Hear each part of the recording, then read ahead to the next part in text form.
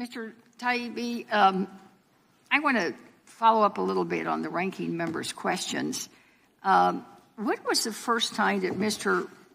Musk approached you about writing the Twitter files? Again, Congresswoman, that would... I just need a date, sir.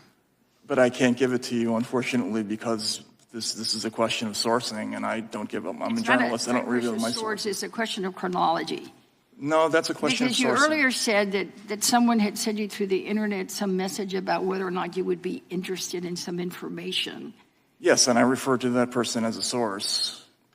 So you're not going to tell us when Musk first approached you?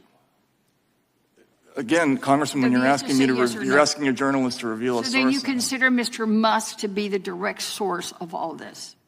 No, now you're trying to get me to say that he is the source. I just can't answer your question. Well, he isn't.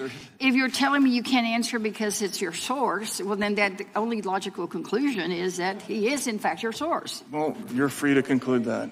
Well, sir, I just don't understand. You can't have it both ways, but let's move on because no, he can. He's a journalist. No, he can't because either Musk is the source and he can't talk about it, or Musk is not the source. And if Musk is not the source, then he can discuss. No one has yielded. The gentlelady's out of order. You don't get to speak. She's out of order because he's interrupted. The gentlelady's not recognized. You're not recognized. He has not said that. What he has said is he's not going to reveal his source, and the fact that Democrats are pressuring him to do so is such a violation. We're asking him about his conversations with Musk. If you're telling me you can't answer because it's your source, well, then the only logical conclusion is that he is, in fact, your source. Well, you're free to conclude that.